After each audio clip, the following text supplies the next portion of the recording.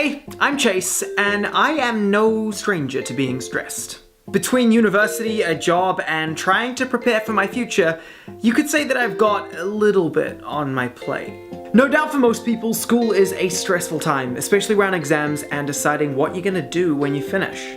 But stress isn't purely a bad thing, and can actually be used to your advantage. I think it's time for a little lesson in the stuff they probably didn't teach you in health class.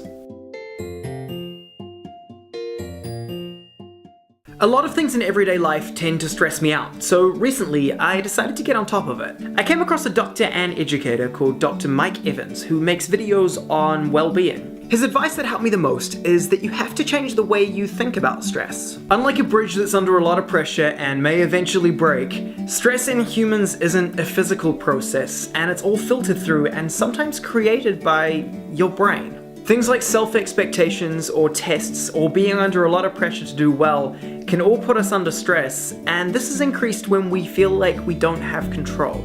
According to Susan David of the Harvard Business Review, humans have adapted to feel stress as a response to danger. It helps us run faster, make quicker decisions, and ultimately, when in danger, it helps us survive. But as it's so ingrained, we can't remove it entirely or tune it out. Rather, by understanding and managing it, we can use it to our advantage. So how do I personally manage stress and make sure it doesn't become too much? The best way I personally find is to control what I can control. I tend to feel overwhelmed when I don't have a plan for a situation, so it's pretty common sense that the first step is to make a better plan. Whether I'm writing assignments or making videos, I set little milestones along the way to make sure I stay on track and that I'm not going to have to do absolutely everything right before the deadline. I use this little thing called a bullet journal, but really your calendar or to-do list will do fine.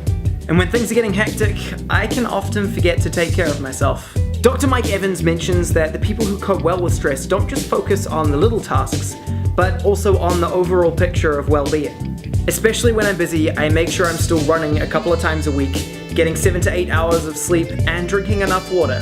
If I ignore these things because I'm just too busy with work, it tends to make my stress a whole lot worse. And finally, if it feels like things are just getting too much, a great way to de-stress is to write a letter. I'll get a piece of paper and write a full-on masterpiece to all of the people and things that are just stressing me out. And the best part is, you just don't send it. It certainly helps me to get all my thoughts and feelings out on paper so I can organize them, work out what is stressing me out, and then sort of come up with a bit of a plan to get on top of it. The big thing is that stress in life never goes away completely. There are always going to be jobs or people or things in life that just stress you out, and I think part of growing up is acknowledging that and working out how you're going to deal with it yourself. If you have any tips of your own, comment them on this video on the Keen Enable YouTube channel, and I will see you guys later.